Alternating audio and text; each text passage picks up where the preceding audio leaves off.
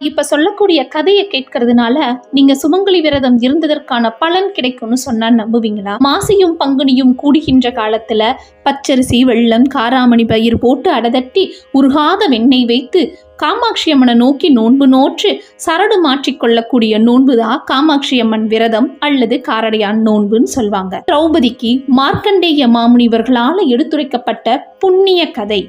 அஸ்வபதின்னு ஒரு ராஜா வாழ்ந்து வந்தார். அவர் பல ஆண்டுகளா சூரிய பகவானை நோக்கி யாகம் நடத்திட்டு இருக்காரு குழந்தை பேருக்காக. ரொம்ப வருஷம் கழிச்சு அந்த யாகத்திலிருந்து ஒரு குழந்தை கிடைக்கிறாங்க. அவங்க தான் சாவித்திரி அம்மன். சிறுவயதிலிருந்தே அறிவும் அழகும் ஆற்றலோட வளர்றாங்க. இதை பார்க்குற சுத்தி இருக்கிற அரசர் கூட்டம் எல்லாம் என்ன நினைக்கிறாங்கன்னா, இந்த பெண்ணுக்கு நாம தகுதி இல்லைன்னு சொல்லியே ஒருத்தரும் பெண் கேட்டு வரல. அஸ்வபதி ராஜாக்கு மிகுந்த மன உளைச்சல் ஆகுது. அவர், சாவித்திரி அம்மா, உனக்கு ஏத்த வரனை என்னால பார்க்க முடியாது. நீ நம்ம அமைச்சர்கள் பணிப்பெண்களோட போய் உனக்கு ஏத்த வரனை பார்த்துட்டு வான்னு. இதை கேட்டோன்னா சாவித்திரி அம்மாவுக்கு மனசு பக்கன்னு ஆகுது. என்னப்பா சொல்றீங்க? அப்பா அம்மா இல்லாதவங்க தான் தானே போய் புருஷனை தொலாவாங்க, நான் ஏன்பா அப்படி போகணுன்னு.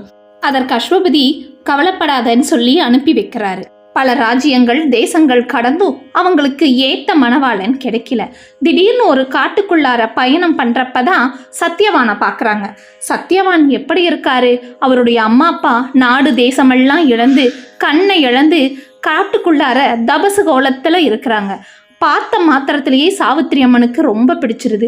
உடனே அப்பாட்ட திரும்பி வந்து சத்யவான் தான் என் கணவர் அப்படின்னு முடிவு சொல்லிடுறாங்க. அங்கே இருந்த நாரதர், நீ பார்த்தவரன் சத்யவானுக்கு ஓராண்டு தான் ஆயுட்காலம் மிச்சம் இருக்கு, அவர் வேண்டாமே, நல்ல பையன்தான், இருந்தாலும் வேண்டான்னு சொல்றாரு. சாவித்திரி அம்மா ஒத்துக்கலையே.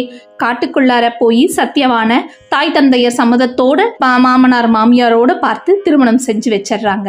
நாரதர் அப்ப சாவித்திரி அம்மாக்கு ஒரு விரத முறையை சொல்லி கொடுக்கறாரு. நாட்கள் கடந்து போகுது.